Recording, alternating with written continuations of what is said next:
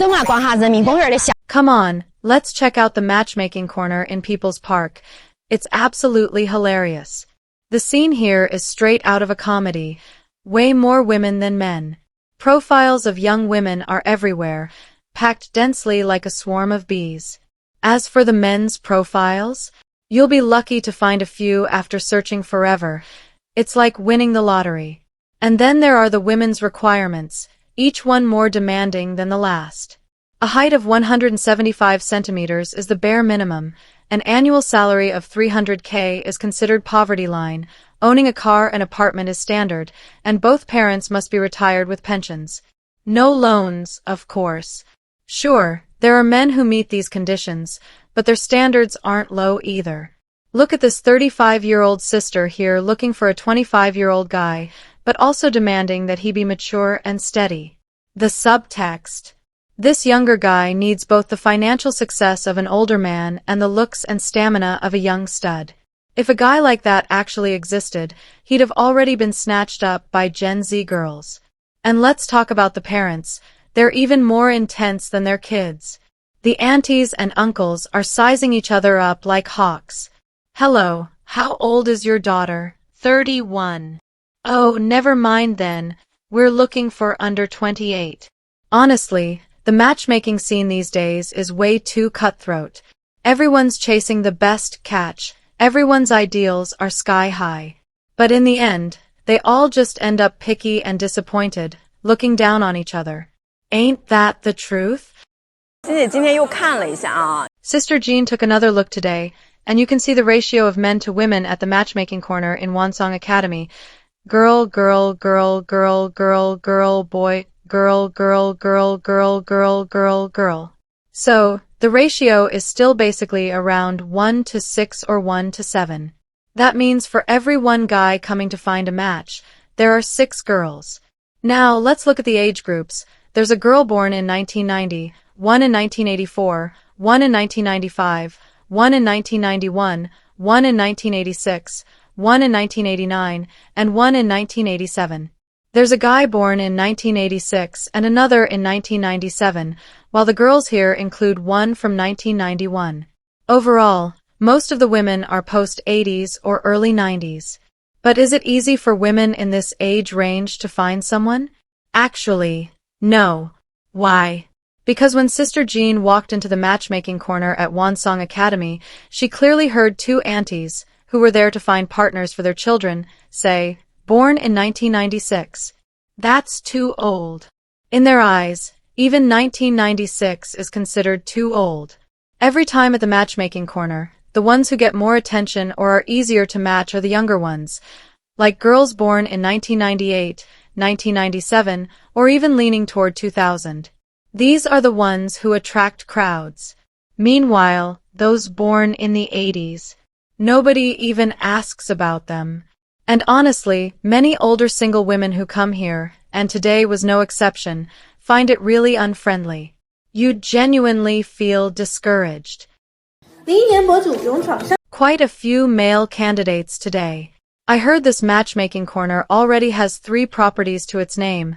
Let me see what's going on here. So many CEOs here. Isn't this a bit too much?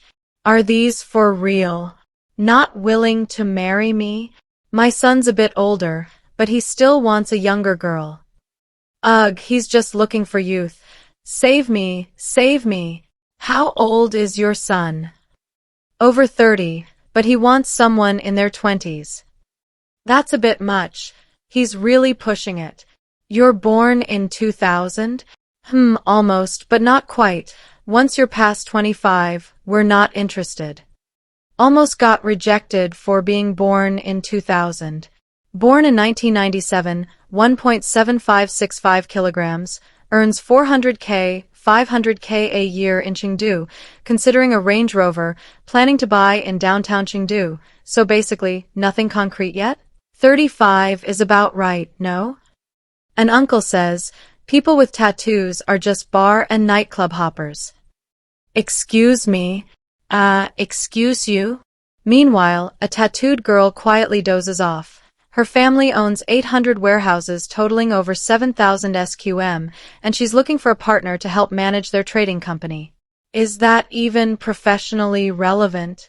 At Longqiao Reservoir, Changalshan, a fish dreams of marriage, drifting east and west, waiting for the right moment at the Vietnam Pavilion. 1.63 m tall? Yeah, I won't bother. I'm out. With my conditions, it's basically impossible to find a match here. A few days ago, I experienced a rather significant blow, one that somehow reset my worldview. I went to Shanghai's famous matchmaking corner, the People's Park in People's Square. There were two reasons I wanted to go. First, out of genuine curiosity. After all, the scene of hundreds of people gathered for matchmaking seemed incredibly intriguing. Second, I do genuinely want to settle down and find someone to marry. Let's be honest, the life of a lone wanderer isn't all that great. At least, I don't think it is. But why do I say it reset my worldview? There are two reasons for that, too. First, I used to truly believe that love conquers all. But the reality of the matchmaking market is brutally straightforward, especially when it comes to regional biases. While I understand it logically, facing it in person was still disheartening. But the more important second point is this. If you're just curious and want to check it out for fun, fine. But if you're actually looking for a partner, forget it. Because you won't see any young people searching for love there. It's mostly elderly parents holding their children's profiles, exchanging information with other elderly parents. It feels more like the younger generation doesn't want to get married, while the older generation is desperately trying to make it happen on their behalf. This kind of parent-mediated matchmaking? I'm not optimistic about its success. It just goes to show how severely divided the values of the two generations have become. But here's the question. If even People's Park is like this, where am I supposed to go for reliable matchmaking? It is said that the number of single women over 30 in Beijing has already exceeded 1 million. So, do you know where the largest matchmaking crowds in Beijing are? If you're looking to get out of singlehood, be sure to remember these 5 places. First, Zhongshan Park is practically lined with makeshift matchmaking stalls one after another. Here, not having a car, house, or Beijing residency makes you a triple none individual. This spot has more women than men looking for partners. Matchmaking activities take place every Thursday and Sunday from 2 p.m. to 5 p.m. Second, the 7-Star Stones in Tian, Temple of Heaven Park, has around 2,000 matchmaking resumes on display. The event happens every Wednesday from 9 a.m. to 12 p.m. Third, Tao Ranting Park is the go-to place for parents from the southern part of the city seeking partners for their children. Fourth, Haidian Park may be small in scale, but it's filled with highly educated singles. Fifth, Yuyuantan Park hosts matchmaking sessions every Saturday from 2 p.m. to 5 p.m. If you're hoping to find love, you might want to check out these spots. Your perfect match could be waiting there. This is the matchmaking corner at Chongqing People's Park in Sichuan Province. Is it the collapse of morality or the distortion of human nature? What has led so many older women today to choose late marriage and refuse to settle? Today, I'm going to show you just how many leftover women and divorced women are here at the People's Park matchmaking corner. Let's take a look. Wow, here's a little fairy from 1983, huh? Just 9.9 yuan with free shipping to your door. Wow, here's another one from 1984. Oh my god. A 1984 little fairy, a 1984 big sister, packaged and shipped for free. Let's see what else we've got here. Oh my, a 1988 one. And even at 1988, they're insisting on finding someone over 1.7 meters tall, while they're only 162 centimeters themselves. Ah, there are so many leftover women from the 80s. Here's one from 1982, a 1982 big sister, a 1982 little fairy. Come on, let's count. 1, 2, 3, list it. 9.9 yuan with free shipping. 9.9 yuan with free shipping. That's right, come on. If any of you like the older sister type, if you like the auntie type, 9.9 yuan. Count with me, 1, 2, 3, list it. Free shipping, only one left. Snatch it up now. So, being older isn't a crime. Everyone ages. But as an older leftover woman, if your demands exceed your own value, if everyone's reaching for the stars, insisting on nothing but the best, and refusing to settle, well, that's just a fancy way of saying you're picky. It's just that when you're older, the men you can realistically match with are just these ordinary guys. You want to find someone you like, someone you're attracted to, someone with good conditions. On the surface, that's your right, your freedom to pursue happiness. But guess what? It's useless. Because men with good conditions aren't looking for someone old. Men can accept growing old together, but they won't accept meeting you when you're already old. If I meet you and you're already in your 30s, middle-aged, what am I supposed to do with you? Unless I'm desperate, unless I have no other choice, then fine, I'll take you. But if I have even a little bit of options or ability, there's no way I'd go for a middle-aged or older woman. What would I even want with her? Am I looking for a wife or a grandma? Should we go square dancing together? All right, last one. Let's pick randomly. Here we go. Let's take a look.